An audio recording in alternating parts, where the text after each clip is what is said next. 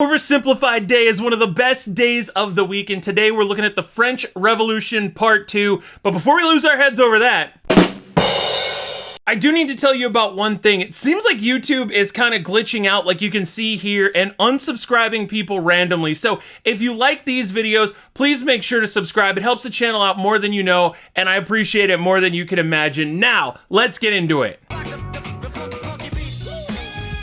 Welcome back, friends, and a special welcome to all the new friends out there. I'm YoBGS, and I'm excited for this. Oversimplified has really been getting me up to speed on a lot of the historical events that admittedly I didn't know a lot about before you recommended this channel, and some of them seem really relevant, you know, with the fact that gas is over $5 a gallon recently and all this kind of stuff. So I feel like learning about this stuff now so that hopefully we don't repeat it in the future might be a pretty good thing to keep an eye on. Now, that being said, if I could have a bunch of jewels on my crown, I would not mind. Right now, my crown just kind of looks like a Jimmy Neutron hairdo. But here we go, French Revolution Oversimplified Part 2. King Louis and his family were now in the Tuileries Palace in Paris, where for the next couple of years, he watched as the revolutionary government began to strip away his power. And fearing for his safety, he had to stay on their good side. Hey, look who it is. It's my favorite revolutionaries. Yep,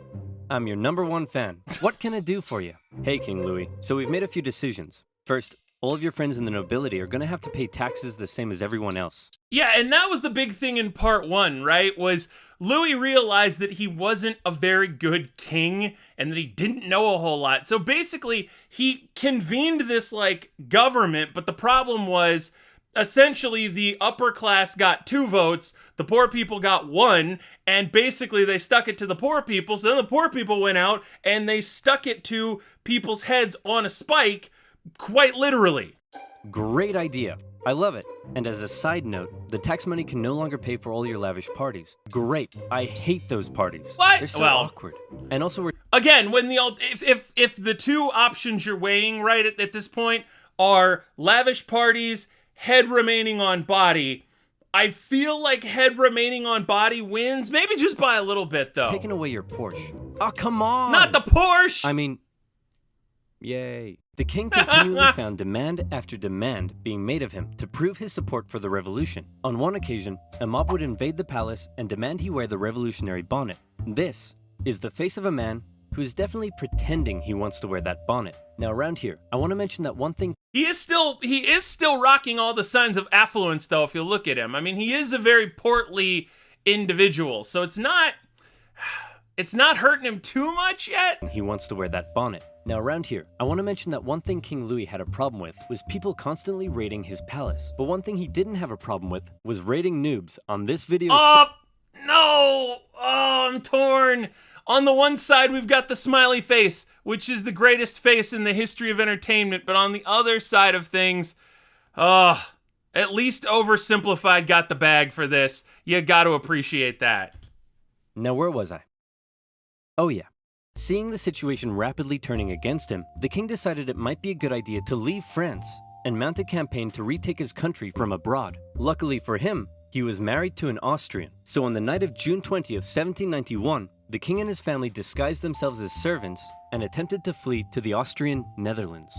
The original undercover boss, am I right? Except there were no TV cameras and this was literally to save their lives. The royal carriage made a stop in the town of Varennes, and the postmaster there was like, "Hey guys, what's up? Where are you off to? We are but a collection of inconspicuous servants heading for the border for no particular reason at all."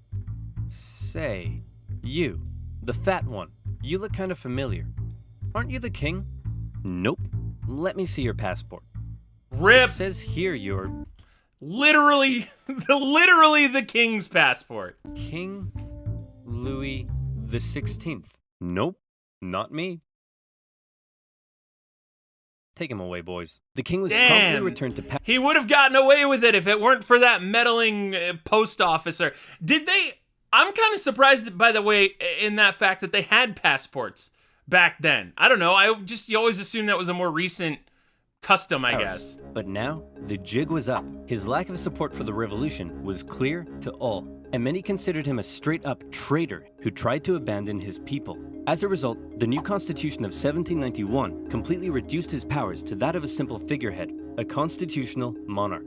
However, radicals, such as those in the Jacobin Club, were outraged that the king wasn't to be removed entirely. So a month later, these radicals staged a protest on the Champ de Mars, calling for the king's removal. The government of Paris feared an insurrection was mounting, and they sent the military to disperse the crowd.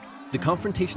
And of course, in the middle of this nonsense, somebody is going to accidentally on purpose fire, I'm sure. Escalated and resulted in the Revolutionary National Guard firing on a crowd of revolutionaries. Yep. It was a massacre. The incident exposed a deep division within the Brotherhood of the Revolution. On one side, the moderates who wanted to keep the king as a figurehead. On the other, radicals who wanted to see the king deposed and heads roll. In the wake of the massacre, these radicals received a wave of support.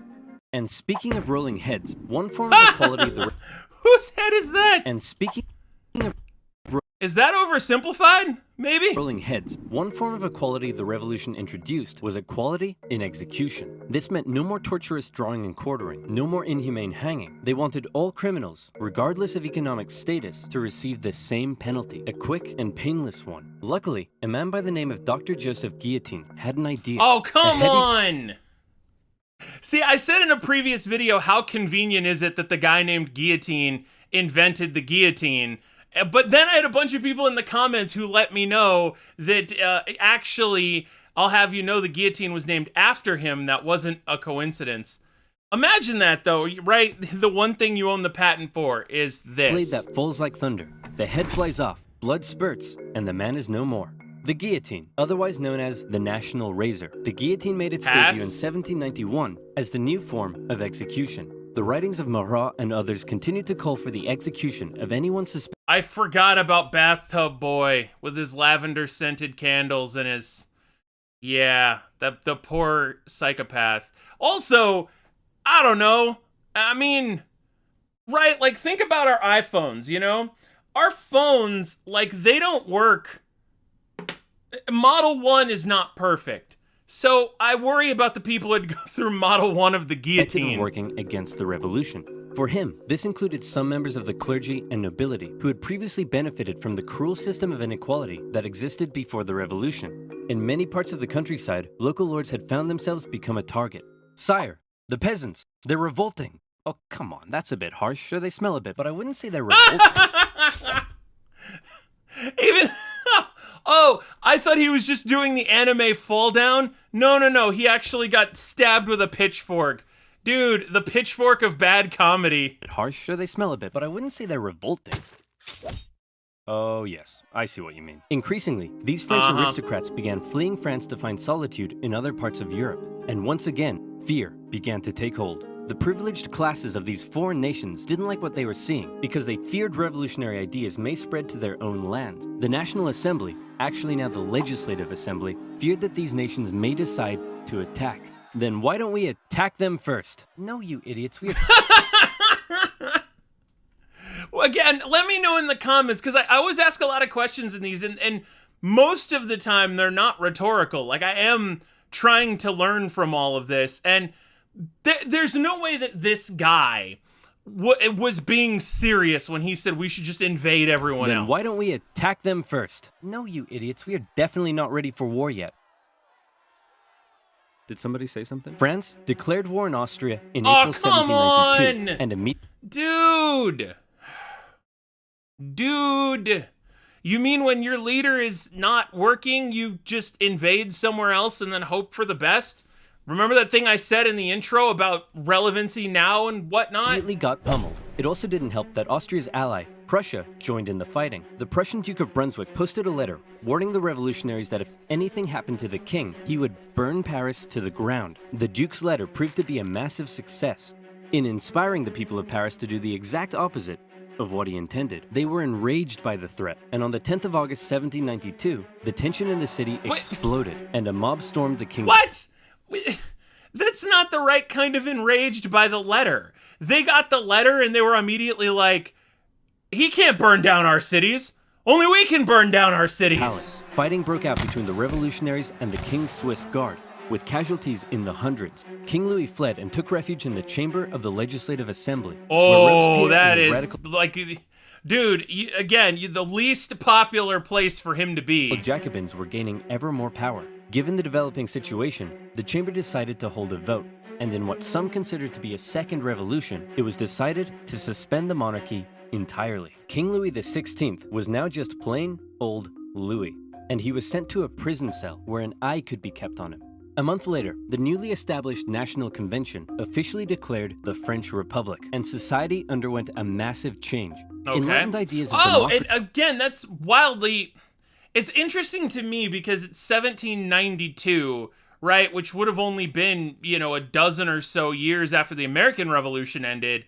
But for some reason in my brain, it feels like a lot more time has passed. Democracy and equality were being implemented, but very quickly, these ideas seemed to become secondary to fear, paranoia, and a thirst for blood. The new republic began working to violently remove any semblance of the old royalist regime. The church became a prime target. Priests who refused to take an oath to the revolution were deported or arrested. A new state-sponsored atheistic religion named the Cult of Reason was created as a replacement for the Catholic Church. Notre Dame, along with many other churches, had their religious treasures destroyed and were converted to temples of reason. Even the Christian calendar didn't survive, as a brand new revolutionary calendar... Wait, the French Republican calendar, 100 seconds per minute, 100 minutes per hour, 10 hours a day, an entire... Okay, look, man, I understand wanting freedom and all, but that is a little bit hard. You can't change time itself. Was soon introduced. Hey, honey, I'm home. Yeah, whatever, jerk. Whoa, what's wrong with you? You forgot.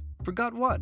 Everything. This entire year. My birthday was on the 3rd of Germinal. Our anniversary was the 12th of Thermidor, and you promised that in Frimaire, we'd go on a romantic weekend trip to Venice. No, I said we'd do that in December. December hasn't been a thing for years. The government of Paris, now under the control of the radical sans-culottes, began rounding up suspected enemies of the revolution and sending them to prison in the thousands. Naturally, a large number of those arrested were members of the clergy and aristocracy. As France's foreign enemies continued to close in, panic spread. Georges Danton made impassioned calls for men to defend the Republic, and tens of thousands of troops left Paris for the front lines. However, which tends to leave other areas unguarded, and I feel like that's where something's gonna sweep through. In their absence, Paris was left to its own devices. As enemy troops arrived in Verdun, the people of Paris feared that their crowded prisons were becoming a breeding ground for counter-revolutionary conspiracy. What would happen if the Prussians reached Paris and freed the aristocrats? Marat believed he knew what would happen. The aristocrats would enact their vengeance. I'm happy that Marat is still in his bathtub. He was not put in a cell. He was not rounded up at any point. They just let him vibe. Although if there is no one individual who has failed the vibe check harder, I think. On the people. Fearing those they had already imprisoned, mobs descended on Paris's prisons. They broke in, and during the brutal September massacres, aristocrats, priests, and others were tried and executed on the spot. Even women and children weren't spared. That's the thing, right? But, I don't know. And you learn throughout history that it's very hard to come up with an objective better, right? But like, I don't know, trying clergy people on the spot and this being the result just seems, I don't know, there's probably some better way. Offhand, I couldn't tell you what it is. With over 1,600 victims, word of the massacre spread across Europe. One British newspaper wondered, are these the rights of man? Is this the liberty of human nature? But there was still one man in particular that Robespierre and his radicals really wanted to see executed. Austria and Prussia pledged that after they defeated France, they'd return King Louis to the throne. Well, checkmate Austria and Prussia, because you can't return a man to the throne if he's already dead. Citizen Louis Capet was put on trial for treason. Obviously, he was found guilty, but his punishment was less certain. Many moderates wanted to simply deport him, but Robespierre insisted the revolution could only live if the king was dead. Which, by the way, when a country starts by belonging to somebody, essentially, as it does for a king, how can they be guilty of treason against themselves? Yes, obviously this was all a big dog and pony show, but it's just, of all the things they could have charged him with, to me, it's funny that is the thing. A vote was held, and by just one vote, Louis was sentenced to the guillotine. If you don't mind, I'd like to say a few words first. Gentlemen, I am innocent of everything of which I am accused. Wait, you're too That loud. was quick. They can't hear me. Hang on, I haven't finished It's yet. not an Oscar speech. You can't play him off. Wait, dude. Or you can. Uncool. Thank you. In her prison cell, Marie Antoinette heard the guns fire, signaling her husband's death. Before long, she would meet the same fate. Back on the war front, I France feel like defied all people were less expectations upset about and that actually one, managed though. to push the enemy back. But then more countries joined the coalition against France, and it all went to pot again. What do? Conscript the masses. The National Convention introduced a conscription law, with each regional department Because again, nothing unites people quite like a draft. The problem is it unites them against you. having to meet a certain quota of men for the army. However, not everyone was happy with this new law. You see, while Paris was definitely a hotbed for radical revolutionary fervor, some of the regions outside of Paris weren't quite so keen on the revolution. Some were largely still conservative, still supported the church, and just didn't suffer from that much inequality before the revolution. So as the revolution turned increasingly violent and anti-Christian, many were outraged. Now, they were being conscripted to fight for the new republic they hated. That was the last straw. Counter-revolutionary uprisings erupted in a number of regions across France. Some would last for years, such as in the northwest, where a large-scale uprising was led by the Owls. Why were they called the Owls? Because their leader was named Jean Owl. Why was he called Jean Owl? Owl? Possibly because he could do a really good impression of an owl. Really? Seriously? That's the only reason why? He does kind of bear a very... well, he's missing the beard, but I was going to say he's a very Jack Sparrow-like quality to him. Possibly because he could do a really good impression of an owl. Really? That's what we're going with? Owls? Just because this guy can do an impression of one? Hit him with it, Jean. Hoot, hoot. Yeah, okay, that's pretty good. Dear God. The Chouannerie uprising lasted all the way until 1800. In the summer of 1793, thank God. I was the worried they were southern going to be city of fired Toulon upon. invited the British Navy over for some tea and crumpets. And then they asked if they'd possibly like to stay and occupy the city. Being an important naval base, this was a heavy blow to the Republic, who sent a relatively unknown young captain by the name of Napoleon Bonaparte to help stage the siege of the city. Wait, okay, so this is why... Wait a minute! And this is the part of the video where I facepalm, because, again, I always assumed... I didn't think Napoleon was in the 1800s. I thought he was like 1600. I assumed Napoleon was before America became a thing. And I knew from you telling me to watch this, because it leads up to Napoleon, that it was important, but I don't know. History and my brain just don't seem to gel. Toulon was recaptured by France in the winter, and for his service, Napoleon was promoted to the rank of Brigadier General. The most infamous counter-revolution, however, occurred in the Vendée region. Throughout 1793, revolutionary forces clashed with the region's Catholic and Royal Army. The Republic defeated the counter-revolution through cruel pacification. In particular, General Jean-Baptiste Carrier committed brutal atrocities. In one instance, he had thousands of civilians, priests, women, and children tied to ships, which were then sunk. Carrier would later be found guilty of war crimes and executed. Back in Yeah, but that, and this is just in general, when you hear about people being tried for war crimes and stuff, it's like, that hardly seems to be any consolation for just the nightmares that you hear about with these people in terms of war. And again, there's a reason I'm not an elected official. There's a reason I'm not a military man, and it's because, hell if I know what to do with them, but, you know, eye for an eye doesn't even really apply there, because these people that, you know, were put to death, like, he took thousands of eyes. So what is the right? And I think in war, you know, there is no right. The government was still dominated by moderates. With the war going badly, revolts in the provinces, and the economy getting worse, it seemed the government just wasn't doing Wait a minute. And the economy... No economic downturn, lots of economic downturn, and mucho grande economic... Getting worse. It seemed the government just wasn't doing a very good job. Radicals' fear for the safety of the revolution intensified, and Marat even began calling for the moderates in the government to be executed. In return, the moderates called for the arrest of Marat. This led to a chain of events with the two sides in There it is. You knew it was coming. heated conflict. Robespierre declared the Jacobins to be an insurrection and called on the people to arm themselves. It all ended on the 31st of May 1793, with the National Convention surrounded by radical sans-culottes and 29 moderate Girondin politicians arrested. From this moment on, the moderates ceased to be a political force. Robespierre and his radicals would be in almost total control of the government. And this brings us to the story of a woman named Charlotte Corday. How? What? She's gonna end up being like the first president of France or something. That's always how these stories work. You end up with this random person who just ascends to all of the power. Charlotte lived in the northwest city of Caen, and like many in the area, was horrified at the rapid radicalization and increasing violence of the revolution. And the man she blamed more than anyone was Jean-Paul Marat. She wanted is she gonna poison his bathwater? to bring peace back to France, and so she did something drastic. She traveled to Paris and told Marat she had a list of enemies for him to publish in his paper. Marat eagerly invited her in for a meeting. So where's that list of enemies you promised me? Here it is. Wait a minute. This isn't a list of enemies. It just says, yippee-ki-yay, mother... and...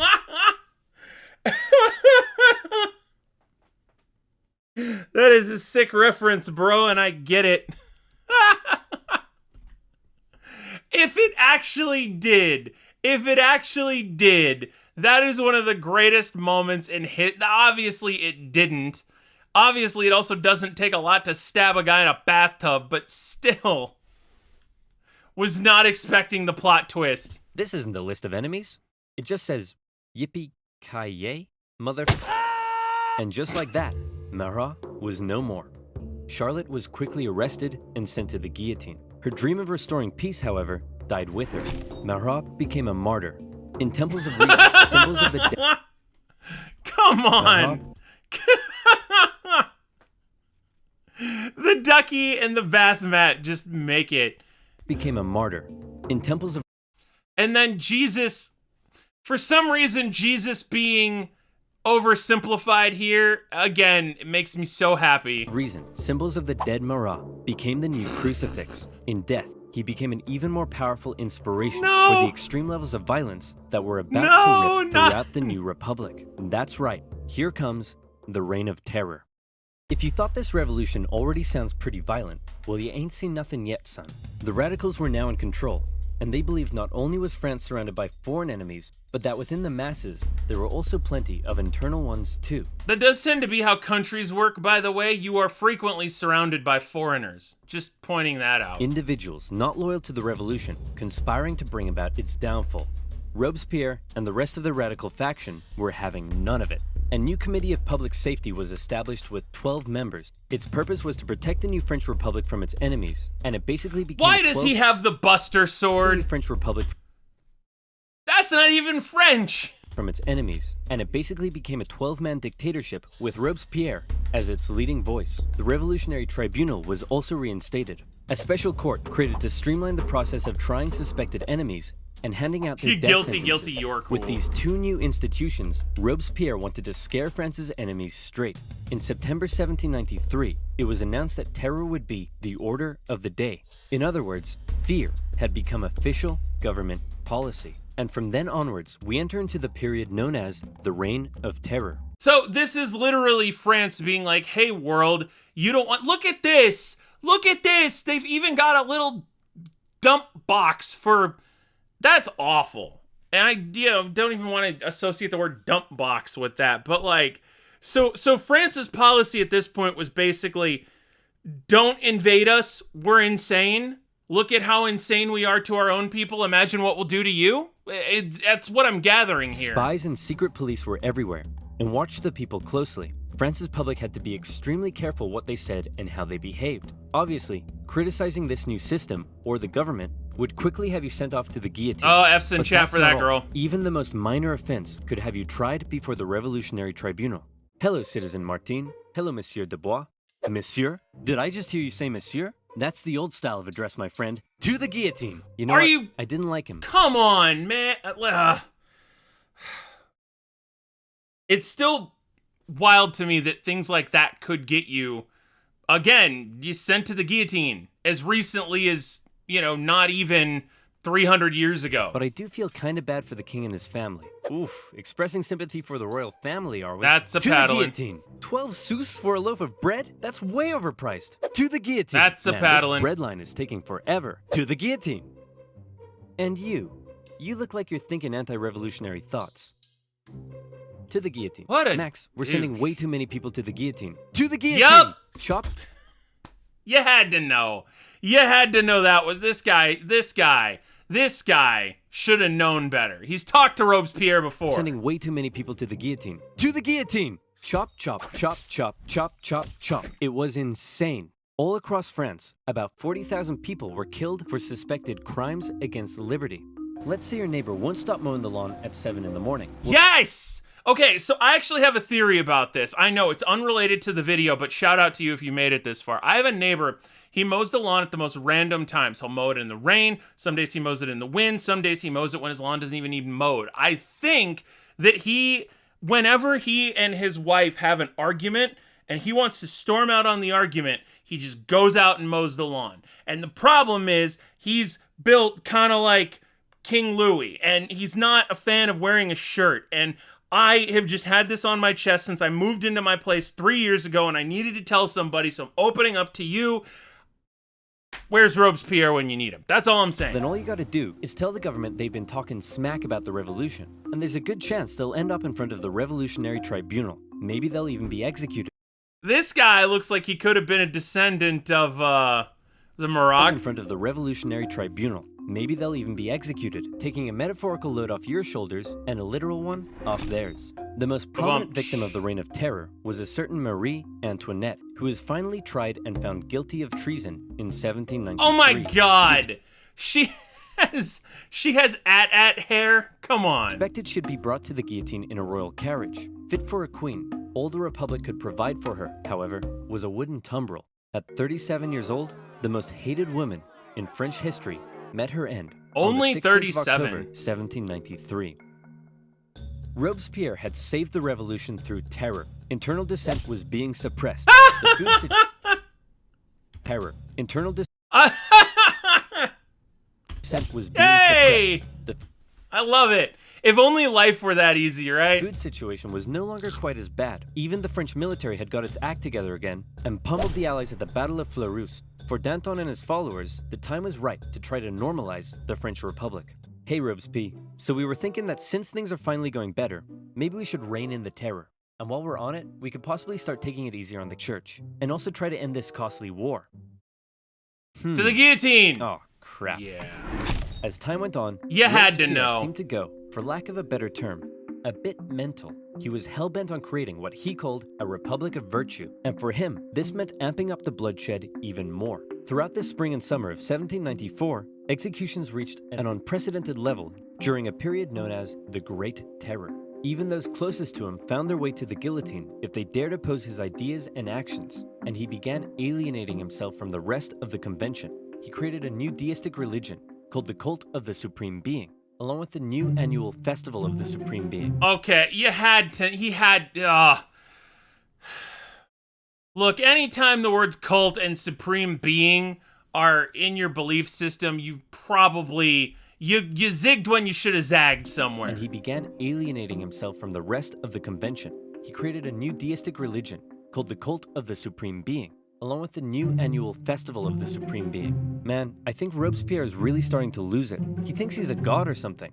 Nonsense. Sure, he's gone a little extreme, but he doesn't think he's rip a to both god. of you. My children, bathe your immortal souls in the virtue of my republic. Okay, yeah, he's completely lost it. Robespierre's ultimate mistake, however, came on July 26th, when he made a speech to the National Convention, in which he said this: I have in my hand a brand new list of enemies to be sent to the guillotine, and many of you are on this list, but I'm not gonna tell you who yet. What do you think of that? I think we should send Robespierre to the guillotine first. Yep. All in favor? Oh, no. 2 days Was not expecting that reaction. later, Robespierre became the final victim of the monstrous terror and paranoia he had created. Many historical accounts of the revolution end here with the death of Robespierre and his terror. But the revolution officially continued for another 5 years, until 1799. So what happened between now and then? Well, after the fall of Robespierre, a more moderate political group called the Thermidorians took control of the convention. They wanted to restore stability to the government. Now, Robespierre's allies and other radicals who had fueled the terror themselves became the target of political suppression. Bourgeois street fighters took on the radical sans-culottes in the streets during a period named the White Terror. In 1795, the Thermidorian Constitution attempt number 3. They're trying. drafted a new constitution and created a government called the Directory with the purpose of preventing power from being able to fall into the hands of a single individual again. As this new government was being established, royalists who wanted to bring the monarchy back to France saw this moment as an opportunity to strike. They staged an insurrection in Paris and battled with the National Guard in the streets. Luckily, one Napoleon Bonaparte happened to be in Paris at the time, and I don't like this weird...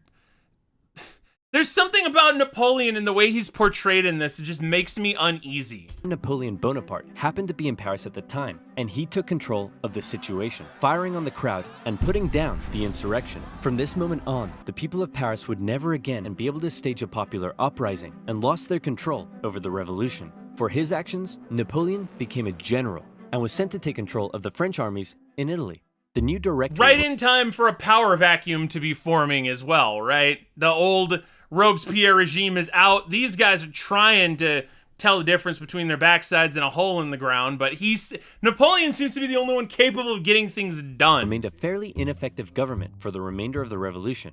It was plagued with corruption and struggled to keep the economy afloat, and as a result, wasn't very popular. For the people of France, with the strict social customs of both royalist France and the terror gone, they didn't really know what to do with themselves. Men no longer removed their hats when talking to women. Different classes began intermingling, and a publication began circulating that looked a lot like a modern dating. I thought it was going to be the kid who said it. No, it's the paper that's hitting on her. It was social anarchy. Outside of France, the war continued. In 1795, France took the Netherlands. I was going to say, it looks like they're making progress. Then they negotiated both Prussia and Spain out of the war. The British attempted to land French royalists in the west to reinforce rebellion, but that plan failed. In 1796, the French planned a three-pronged attack with the aim of marching on Vienna and knocking Austria out of the war. The two northern armies were defeated and forced to retreat. However, Napoleon in the south, with groundbreaking military strategy, won battle after battle after battle. He pushed the Austrians out of Italy and began closing in on Vienna. The Austrians freaked out. Napoleon's two teammates are just constantly feeding at top and mid, and Napoleon's going solo bottom. And Napoleon oversaw the signing of a peace treaty. He had almost single-handedly knocked Austria out of the war. And by the way, he was only 28, so maybe it's about time you moved out of your mom's basement. Hey, come on, man!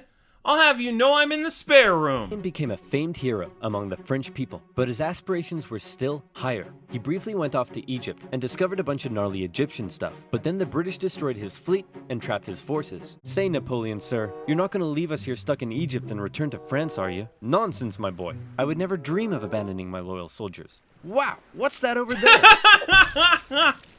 On his return to Paris, there's nothing funny about abandoning your troops. Himself to be extremely popular, and the government extremely unpopular, and he started getting some power-hungry ideas. Conveniently, a politician named Emmanuel Joseph Sieyès approached Napoleon and said, "Hey man, since you're so popular, do you want to help me stage a coup?" "Great idea. Let's stage a coup, and then I'll coup you." What? Napoleon, with the help of his politician brother... This is the smuggest character, by the way, in the history of OverSimplified right now. What? Napoleon, with the help of his politician brother, entered the government chamber, possibly got punched in the face, and finally his troops intimidated the council to dissolve the government and create a new constitution that basically made Napoleon a dictator. So there you have it, the French Revolution. Leading up to Napoleon being Napoleon, and now I will understand that when we get into that, hopefully next time. Liberty and equality. The common people dared challenge an oppressive system that had existed for centuries. But before they knew it, they found liberty sidelined by terror, equality that possibly didn't quite hit the mark, and an absolute monarchy replaced by an absolute dictator. Whoa! That's Robespierre? Or is that Napoleon? That's gotta be Napoleon, because that dude looks like a little kid. Absolute monarchy replaced by an absolute dictator. Napoleon began stabilizing French society. Wow, why does he look 12? He restored the Catholic Church and got rid of that crazy calendar, among other things. But he remained ever ambitious. He was France's first consul. but he slept soundly at night dreaming of being something even bigger. Napoleon's expansionist aspirations, combined with the ongoing conflict in Europe, would eventually lead the continent into a huge conflict known today as the Napoleonic Wars, next time on OverSimplified.